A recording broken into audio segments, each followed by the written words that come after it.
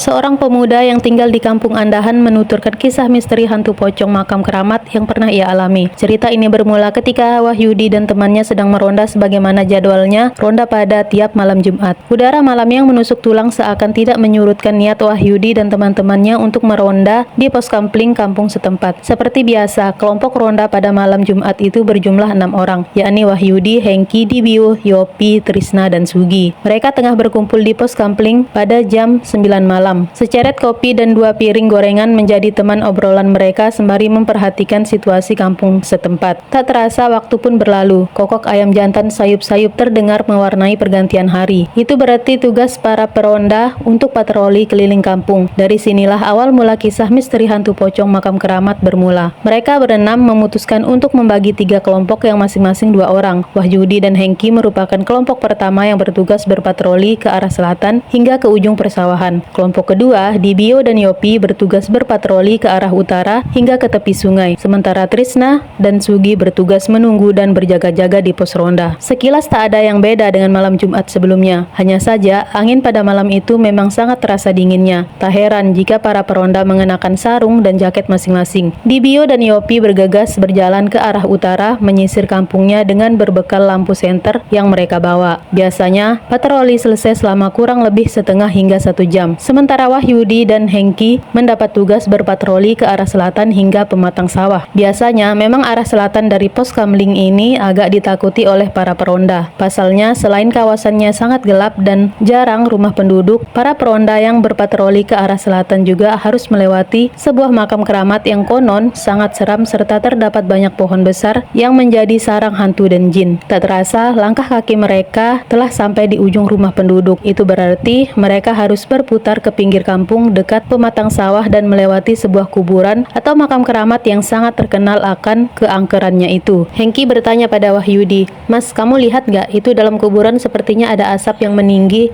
Iya tuh. Paling-paling tadi sore Mbah Bejo bersih-bersih makam dan bakar sampah kali, Heng," jawab Wahyudi mencoba menenangkan suasana. "Tapi kok kayak bau kemenyan ya, Mas?" "Jangan ngaco perasaan kamu aja kali. Udah yuk lanjut lagi. Mana senter kamu? Terangin ke arah sana biar keliat jalannya." "Ini Mas aja yang pegang. Aku di belakang saja takut." "Takut apaan sih, Heng? Mana ada hantu yang berani nongol di depan kita." "Loh Mas, udah jadi rahasia umum kalau di sekitar sini sering ada kejadian aneh. Aku takut kalau hal tersebut sampai terjadi pada kita." Belum sempat Hengki selesai bercerita, tiba-tiba kedua dikejutkan dengan suara pohon bambu yang saling bergesekan. Padahal angin bertiup wajar dan pohon lain tidak bergesek sekeras itu.